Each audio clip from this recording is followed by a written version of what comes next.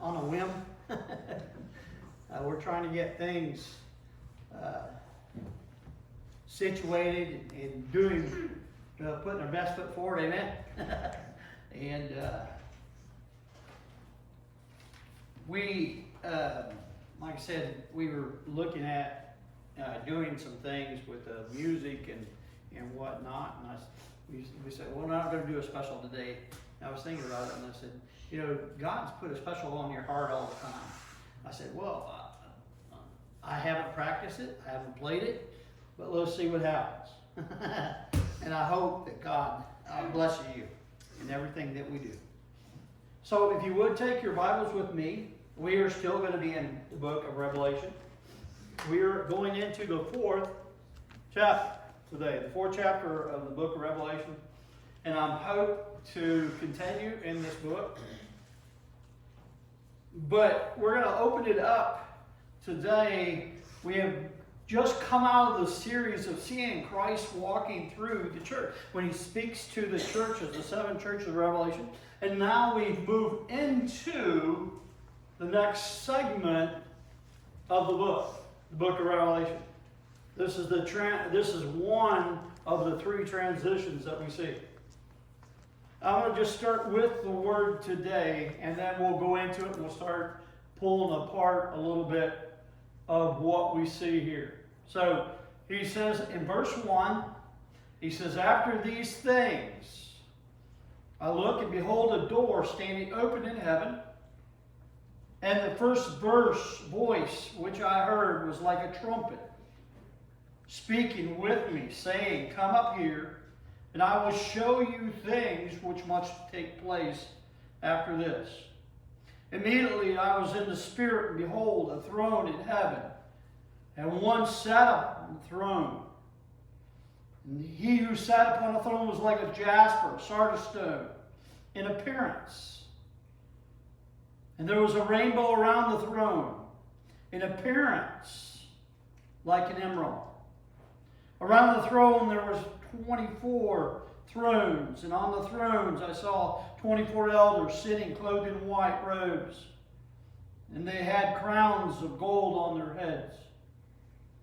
And from the throne proceeded lightning and thunder and voices. 7 lamps of fire were burning before the throne, which were the 7 spirits of God. Before the throne there was a sea of glass, like clear crystal. And in the midst of the throne, around the throne, were 4 living creatures, full of eyes in the front and in the back. The first living creature was like a lion. The second was like a calf. The third living creature had a face like a man, and the 4th living creature was like a flying eagle. The 4 living creatures, each having 6 wings, full of eyes around all within. And they did not rest day and night, saying, Holy, holy, holy, Lord God Almighty, who was and is to come. Whenever the living creatures gave glory and honor and thanks to him who sat on the throne, who lives forever and ever, the 24 elders fell down before him who sits on the throne and worshiped him, who lives forever and ever, and cast their thrones or crowns before the throne, saying, You are worthy, O Lord, to receive glory and honor and power. For you created all things, and by your will they exist and were created. So that is the whole chapter, the 4th chapter. So as we open this 4th chapter here, we see that John is given a different view. He opens it up. John is getting a different perspective. He's no longer getting an earthly perspective. He's getting a heavenly perspective. And he's trying to describe what he's seeing. He describes the one sitting on the throne. God the Father is sitting on the throne, and John is trying to use what he knows as an analogy to describe him, and he uses 2 stones. the best that he can do. You have to understand that there are no words to describe what God looks like. But John's doing his best here to describe a comparison to what he knows. And then he looks behind the throne and he sees what looks like a rainbow, and its color, he's given reference to the color green or emerald. It's what he's looking at. And John sees the events that are going on in heaven. He sees the 24 elders. First of all, he sees the 24 thrones around the throne. And he sees 24 elders sitting on the thrones. And he describes them having crowns of gold and clothed in white. And then God, he describes these 4 living creatures. And he describes them. Then he describes the activity going on in heaven. And what John is describing is worship. Worship in heaven. And for these next few moments, that's what I want to focus on. I want to help us to understand and equip us better in what worship is. Understanding what true worship looks like, or what John is seeing. I want to start with a statement here that would challenge a lot of us, that what we think worship is. I'm going to tell you that not everyone that is singing the song is worshiping. You have to know that. Not everyone who sings to God is worshiping Him. Not everyone that raises their hands is worshiping. And I'm going to explain that here in a minute. Because worship is not defined by the sound in the room. It's defined by who's on the throne in your life. The same thing that is going on in heaven. In the book of Revelation, in his chapter 4, John is called up into heaven, and he's able to get a glimpse of what is going on in heaven. And the first thing he sees, it's not a stage, it's not a crowd, it's not a performance. He sees a throne. And the one that is sitting on the throne, he is seated. And everything in heaven responds to that. It's pretty interesting. But here's the question. Why? Because in heaven, worship is not on schedule. It's not led. It's not a performance. It's a natural response to who is on the throne. You see that? Everything that is worshiping, what John is allowed to see, everything that is worshiping at that time together, the 24 elders, the 4 living creatures, worshiping together because of who is on the throne. Because worship, real worship doesn't start with a song. It starts with surrender. And that's amazing to me. Sometimes we get obscured in what is called worship. And we come together and we worship in a group. And we focus on this and we focus on that. But for these next few minutes, I want to speak to you from the book, chapter 4 of Revelation, on what true worship looks like in a believer's life. I want to do that from the perspective of what John is seeing. And I'm going to do this with 4 points. The first point today is worship starts with revelation. Worship starts with revelation. And chapter 4 here, it's interesting. I want you to see this. Nobody is told to worship. They're not in heaven and wait, okay, it's time to worship. And we're waiting for Michael to start his guitar. Okay, it's time. And we're waiting for Gabriel to start playing his trumpet. No, they're not doing that. They're just worshiping in response because they know who is on the throne. John sees this. He sees who's on the throne, and worship becomes unavoidable. You don't have to hype people up in heaven. You don't have to get them to an emotional level to worship. Because they're before the throne and they see who's on the throne. You don't have to convince people to come. This is funny to me when it comes to church.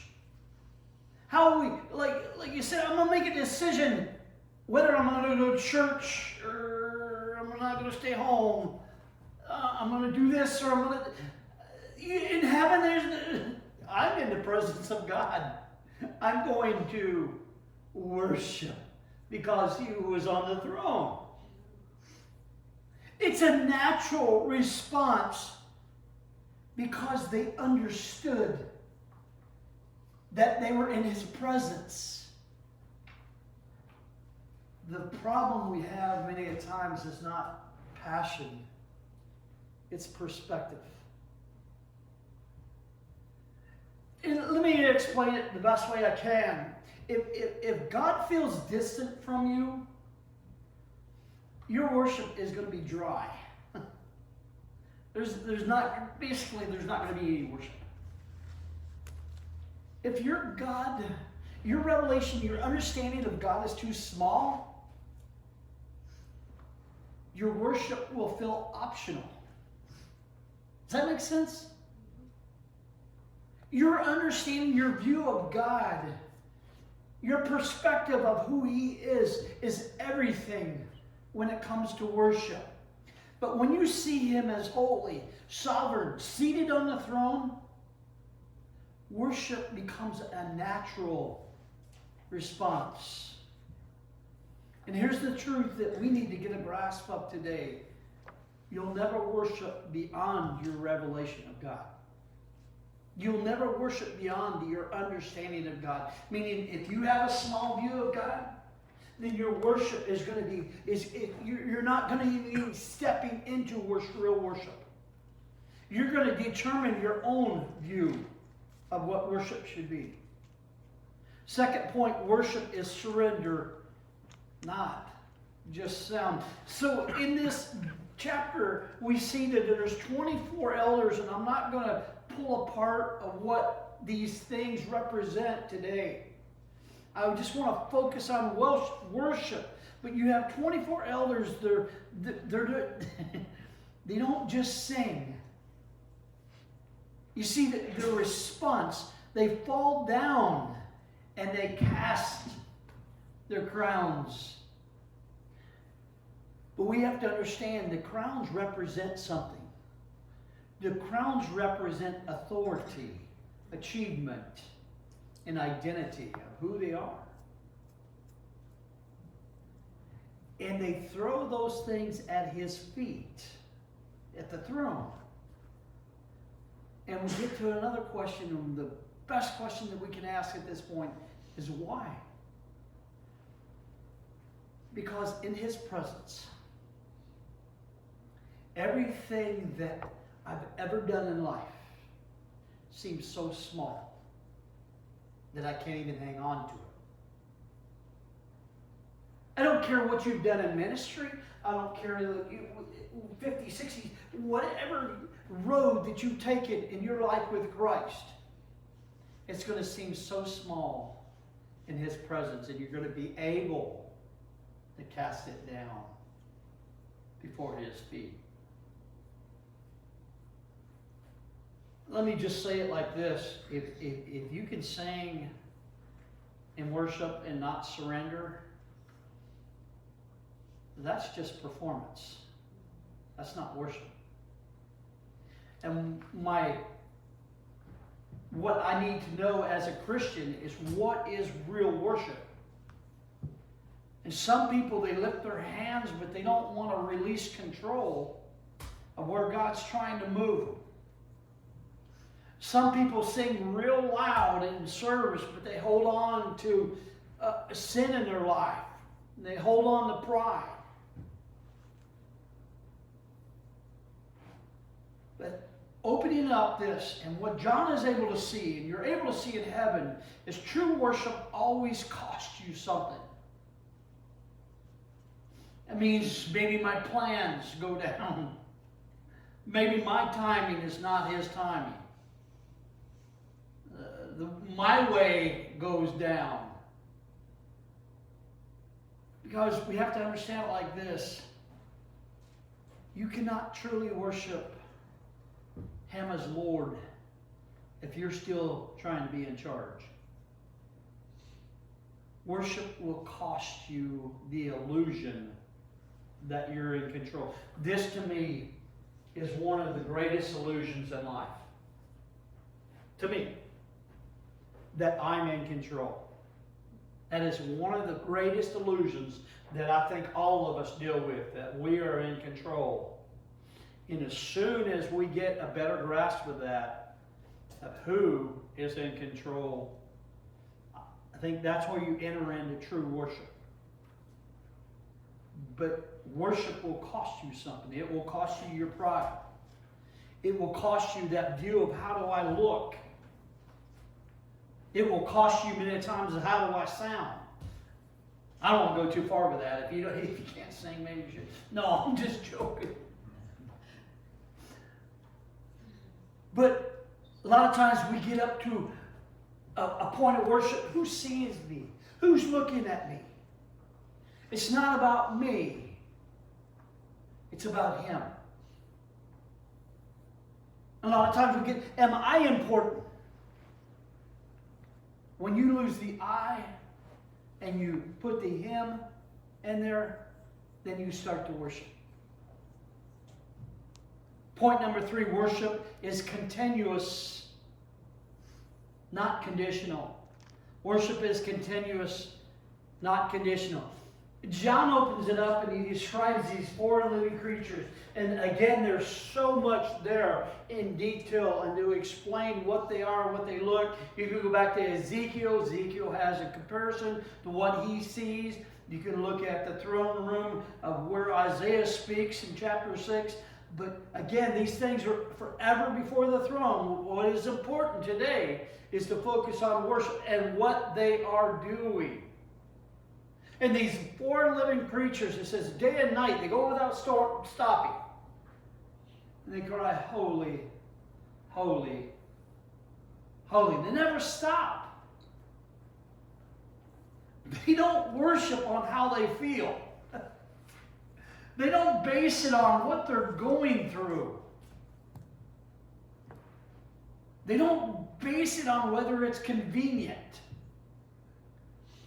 Worship in heaven is constant because God never changes. That means that real worship on earth shouldn't start with music.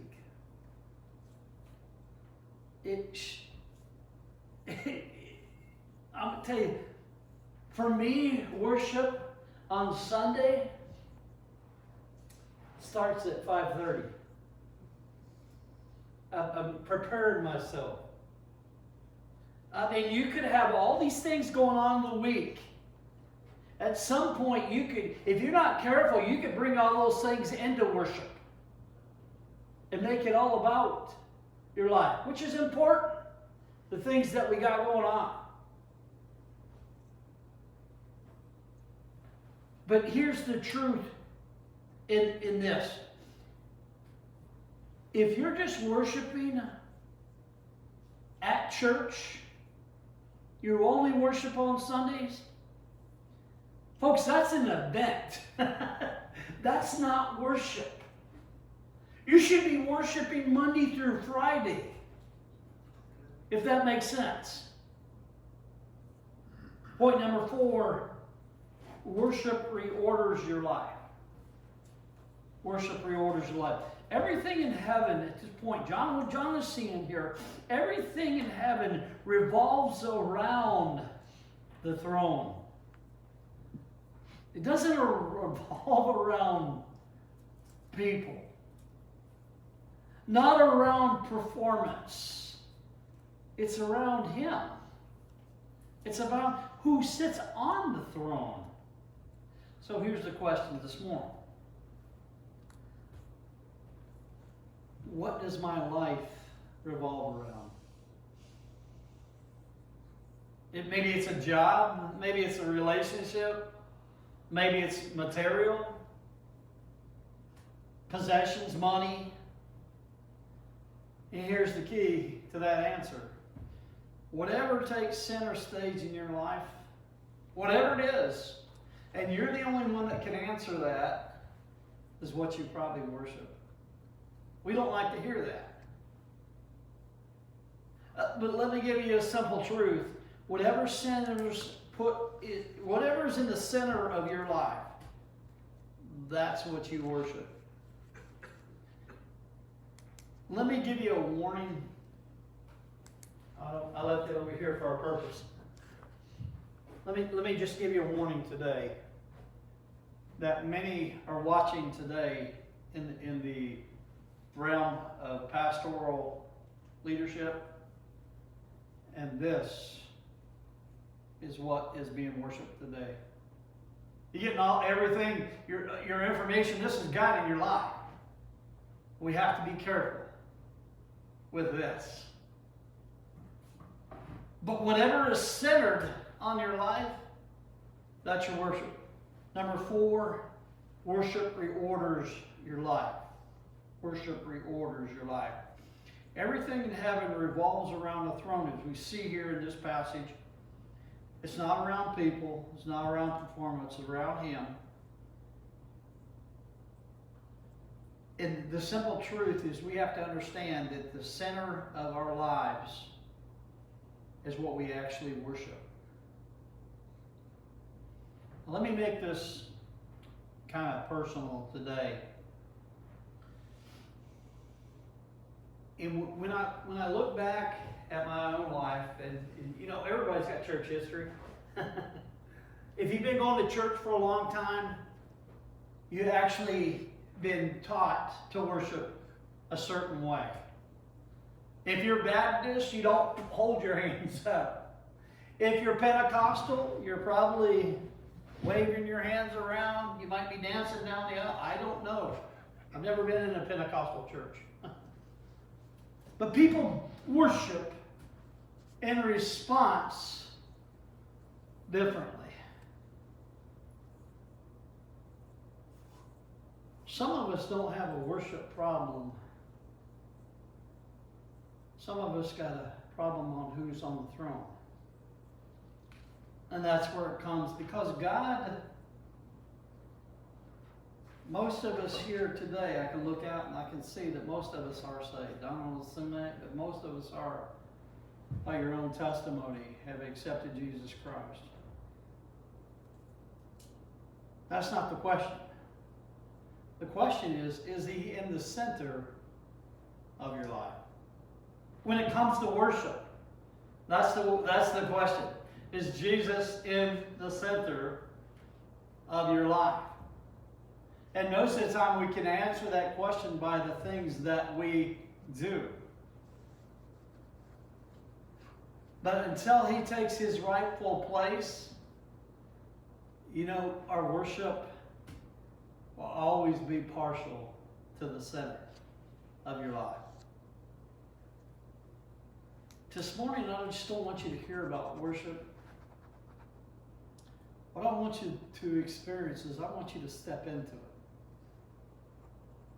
I want you to experience worship by life experience. letting your life step in to worship. Not having it mechanical. In the book of Revelation here, they didn't just talk about him. They actually responded to him. Right now, I want to ask you something here. What?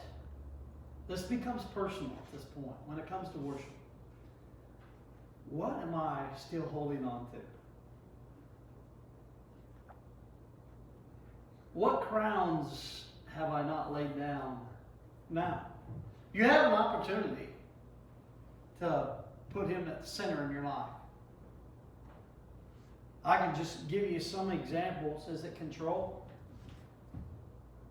Pride, fear, sin, your plans? Something you hang on to, you've been hanging on to for years. Maybe it's an addiction. You know, if you're truly saved, that God has actually saved you from that addiction. But what is it that you're hanging on to, that you don't have the, let's say, the courage to lay down and trust Him and say, God, I want to put you at the center of my life. But let me tell you something. As long as you're hanging on to those things, He's never going to be the center of your life. You're not allowing Him to be. You're hanging on to those things that are keeping Him from being the center.